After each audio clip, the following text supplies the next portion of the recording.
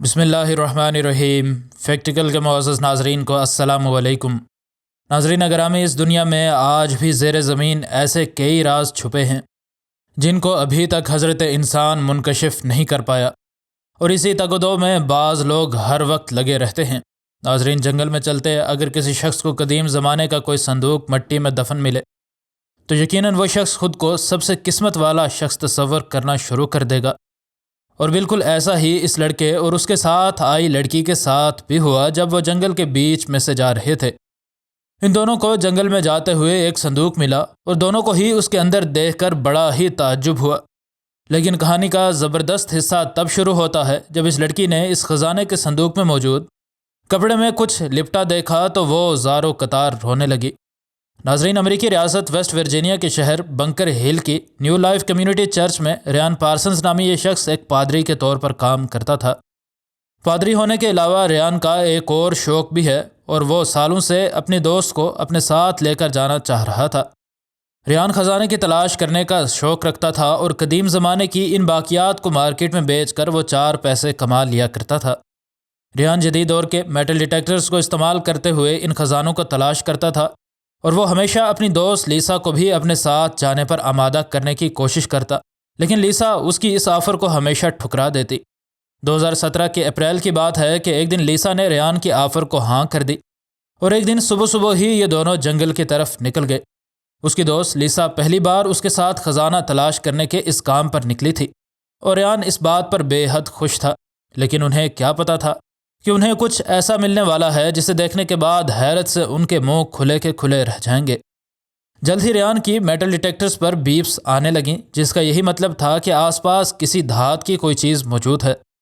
ریان نے metal detector کو زیادہ باریکی سے اس جگہ گھمانا شروع کیا، اور وہ اس قدر خوش تھا کہ اس کی دوست کے ساتھ اس جنگل میں آئے ابھی اسے کچھ ہی وقت ہوا تھا کہ اسے کچھ ملنے کے آثار نظر آ رہے تھے، ورنہ کئی ایکڑ جگہ پر میٹل ڈیٹیکٹر گھمانے کے بعد بھی اس کو کبھی کسی چیز کی موجودگی کے بارے میں میٹل ڈیٹیکٹر نہیں بتاتا تھا۔ اس نے آخر ایک جگہ پر آ کر اپنا میٹل ڈیٹیکٹر چھوڑ دیا اور اس جگہ تیزی سے مٹی کھودنا شروع کر دی۔ کسی نئی چیز کے ملنے کی ایکسائٹمنٹ میں وہ تیز مٹی کھودے جا رہا تھا، اور اسے جلد ہی گول سا ایک دھات کا ٹکڑا مل گیا، اور اسے سمجھ آ گئی کہ یہ کسی قدیم زمانے کا سکہ ہے، اور اس کی دوست جو اس کے کام کو بے حد بورنگ کہتی تھی وہ بھی اس کے اس کام سے متاثر ہوئے بغیر نہ رہ سکی۔ لیکن ابھی تو یہ محض ایک ابتدا تھی۔ اگرچہ اس سکے کی قیمت ٹھیک ٹھاک تھی، لیکن ایک قدیم چیز کے ملنے کی خوشی، اور وہ بھی اتنے جلدی، یہ دونوں آج کے دن کو اپنا لکی ڈے تصور کر رہے تھے۔ لیسا کو یقین نہیں آ رہا تھا کہ ان کو اتنی جلدی کوئی چیز مل گئی تھی، لیکن یہ ان کے اس دن کی آخری کھوج نہیں تھی۔ ان دونوں نے اس جگہ کے قریب مزید باریکی سے کھوج لگانے کا فیصلہ کیا، اور اب تو اس کی دوست لیسا بھی اس کام میں بڑھ چڑھ کر حصہ لے رہی تھی۔ ابھی زیادہ دیر نہیں ہوئی تھی کہ میٹل ڈیٹیکٹر میں ایک بار پھر سے زور کی بیپس آنے لگیں۔ لیسا کو اپنی سماعتوں پر یقین نہیں آ رہا تھا۔ جب ریان نے ہیڈ فونز اس کو بھی سننے کے لیے دیے، اس نے فوراً سے اپنا فون نکالا اور اس سارے واقعے کی ویڈیو بنانا شروع کر دی۔ ریان نے جب ہاتھ سے مٹی ادھر ادھر کی تو اس کو پتہ چلا کہ جو بھی کچھ اس میٹل ڈیٹیکٹر میں ڈیٹیکٹ ہو رہا ہے اس پر ایک بڑا سا پتھر پڑا ہے۔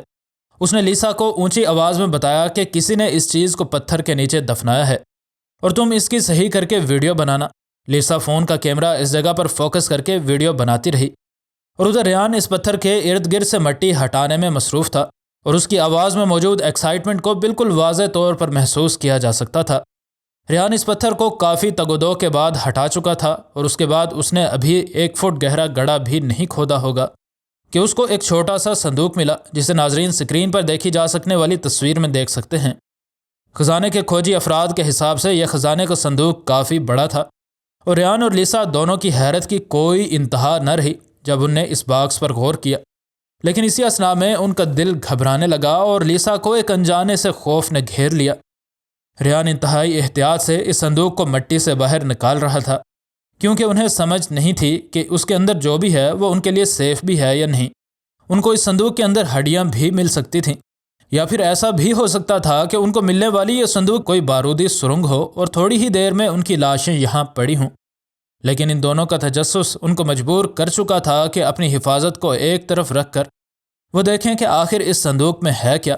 لیسا خود کو بے حد خوش قسمت تصور کر رہی تھی، کیونکہ پہلے ان کو ایک سکہ ملا اور پھر ان کو ایک صندوق مل گیا، اور اسے اس بات کی بہت ہی زیادہ جلدی ہو رہی تھی کہ کیا پتہ ان کے لیے اس صندوق کے اندر کون سا خزانہ موجود ہو۔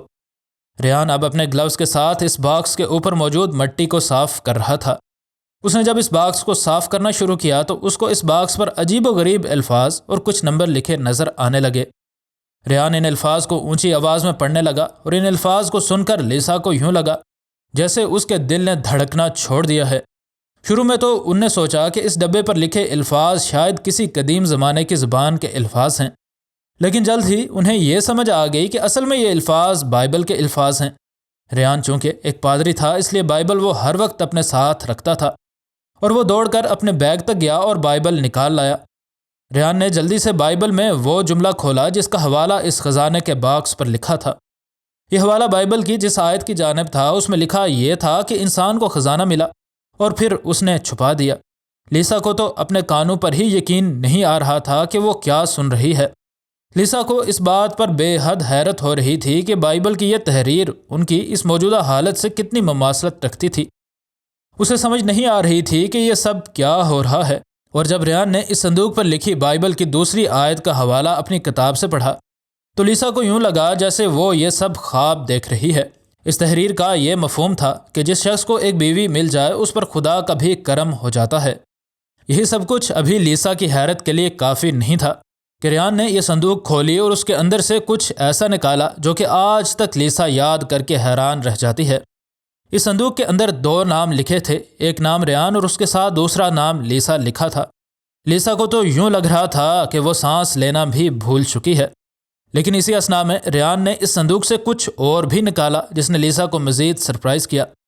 ریان نے اس صندوق کے اندر سے کپڑے میں لپٹا ایک چھوٹا سا سفید رنگ کا ڈبہ نکالا، اور اس سفید ڈبے کے اندر انتہائی خوبصورت انگیجمنٹ رنگ موجود تھی جو کہ شاید ہی لیسا نے پہلے کبھی دیکھی ہو۔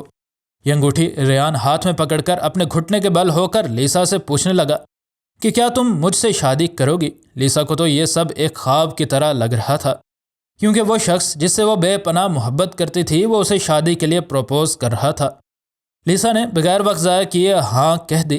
ریان نے لیسا کو کہا کہ تم وہ خزانہ ہو جو کہ مجھے ملا ہے، اور میں نے تمہیں سرپرائز دینے کے لیے یہ سب کیا ہے، اور میں چاہتا تھا کہ میرا شادی کا پروپوزل ایسا ہو کہ تم انکار نہ کر سکو اور وہ تمہیں ہمیشہ یاد بھی رہے۔ لیسا کو یہ سب سن کر بے حد خوشی ہوئی اور وہ اس خوشی سے جھوم رہی تھی کہ ایک تو اس کو شادی کے لیے ریان نے پروپوز کیا ہے، اور دوسرا یہ کہ ریان نے اس کے لیے اتنی محنت کر کے اس کو شادی کا پروپوزل دیا تھا۔ ریان نے اپنے اس پروپوزل کو عملی جامہ پہنانے کے لیے بہت ہی زیادہ محنت کی تھی، اور آخر وہ اپنے اس منصوبے کو کامیابی سے مکمل کرنے میں کامیاب ہو چکا تھا۔ مزید نئی ویڈیوز کے لیے ہمارے چینل کو سبسکرائب کر لیں۔ ویڈیو پسند آنے کی صورت میں ویڈیو کو لائک اور دوست احباب سے شیئر کرنا ہرگز نہ بھولیں۔ انشاءاللہ ملتے ہیں اگلی ویڈیو میں۔ فی امان اللہ۔